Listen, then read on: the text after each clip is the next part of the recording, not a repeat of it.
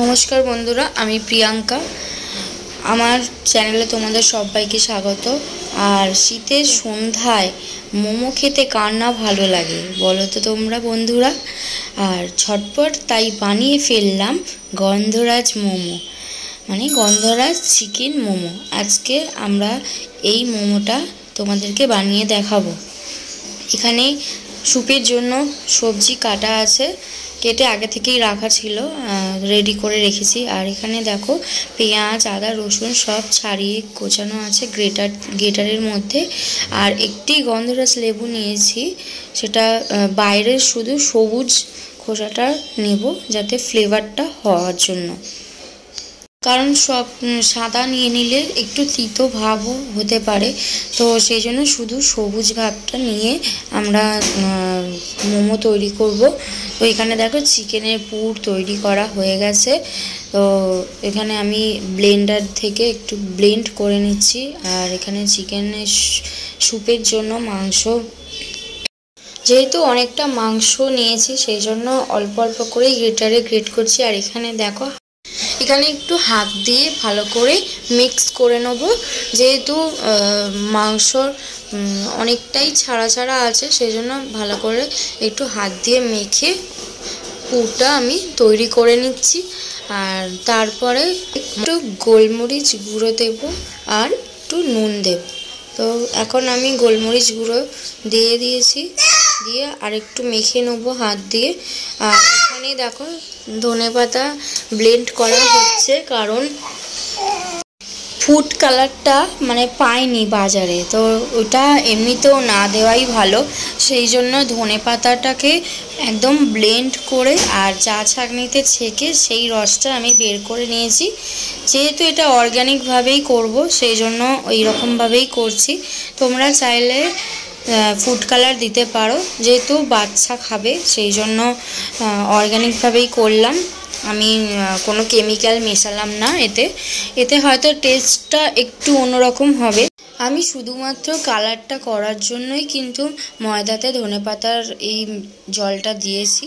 তোমরা চাইলে chemical use করতে পারো আর ওই রং ইউজ করতে পারো।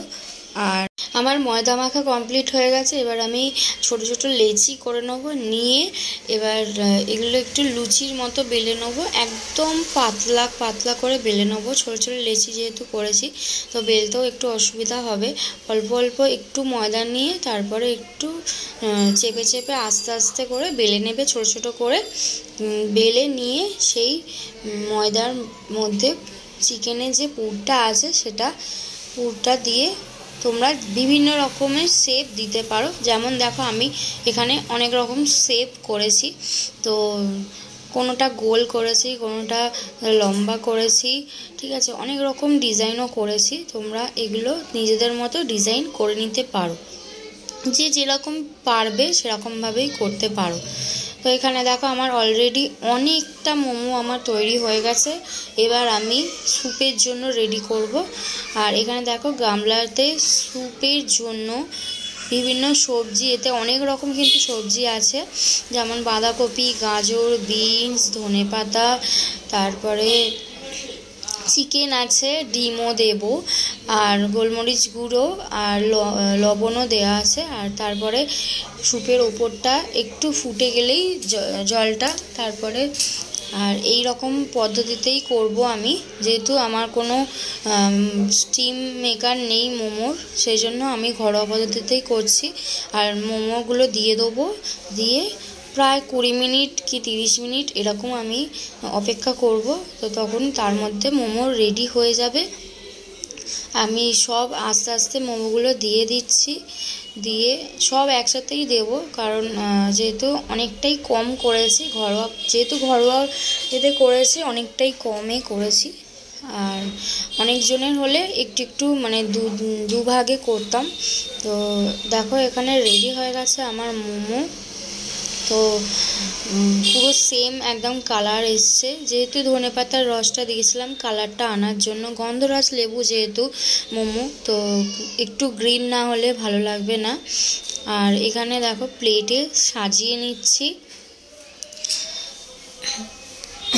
আর এখানে মোমোগুলো সাজিয়ে নেওয়ার পর একটু সস দিয়ে দেবো। সসটা যেহেতু আমি করতে পারিনি, মানে টাইম ছিল না, সেই জন্য তোমাদের আর দেখাতে পারিনি। টমেটো সস দিয়েই খাওয়া হবে। আর এখানে দেখো স্যুপটাও রেডি হয়ে গেছে আমার। তো মোমোগুলো কেমন কালার হয়েছে তোমরা কমেন্টে জানাবে। আর এখানে আমি স্যুপটা দিয়ে দিচ্ছি, দিয়ে সস দিয়ে তারপরে গরম গরম সন্ধেবেলা পরিবেশন করুন। তো কেমন হয়েছে ভিডিওটা তোমরা একটু জানিও, লাইক করো, কমেন্ট করো, আর ফলো করতে ভুলবে না, আর সাবস্ক্রাইব করো। তোমরাও তাড়াতাড়ি ঝটপট রেডি করে নাও এই গন্ধরাজ চিকেন মোমো।